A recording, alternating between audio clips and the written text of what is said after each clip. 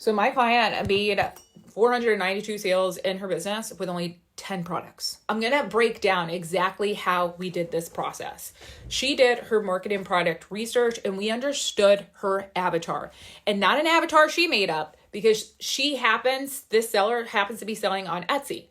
So we targeted an avatar that comes onto Etsy and shops repeatedly and consistently. That active buyer. You know how Etsy in their investor relations report tell you a breakdown of buyers and then active buyers? You want to make sure you're targeting the active buyers, because if they're consistently shopping, you're consistently making sales. So that's exactly what we did. And we did not launch products until she was at a level where she could compete in the niche. She looks professional. She looks well branded. She looks like she knows what she's doing, that she's the expert. So we made sure the shop was well branded. And then in the individual listings themselves, we made sure that we had a visual sales pitch. When a customer decides to click on that main listing photo, they have questions in their mind. And if you think about consumer psychology, they are prioritized in a top of mind question and then a question that might come out of another question that they had, right?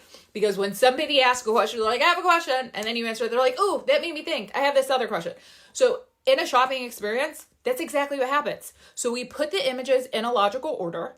And then within each and every single image, we made sure that we answered very specific questions and handled objections. And in addition, we also told extra information, detailed information about the product offer that the customer wouldn't really be able to conclude or assume just by looking at a photograph. And this is exactly why I say photos don't sell products. Your communication of your offer is what sells products.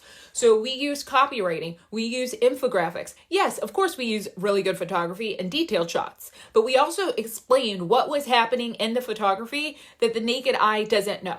So we made sure all her images were in a logical order, answering all the questions, and we're clearly communicating the value that isn't necessarily seen with the naked eye. And what ended up happening is now she has a shop with a system. And now she just does that, rinse and repeat every time. So what ends up happening?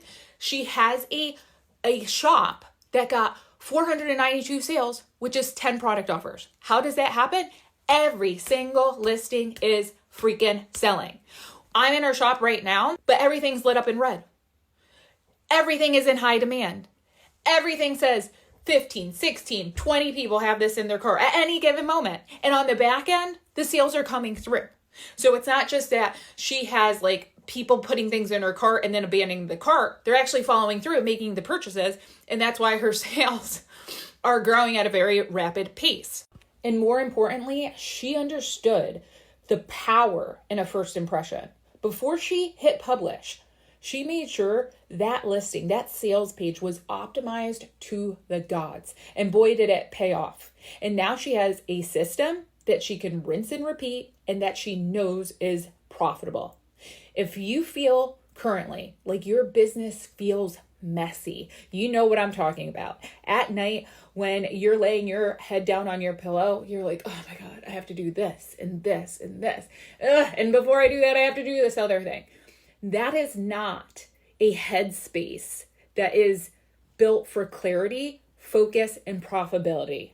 And the good news is that with minimal shifts and tweaks in your strategy, in your system, you can get rid of all that messiness.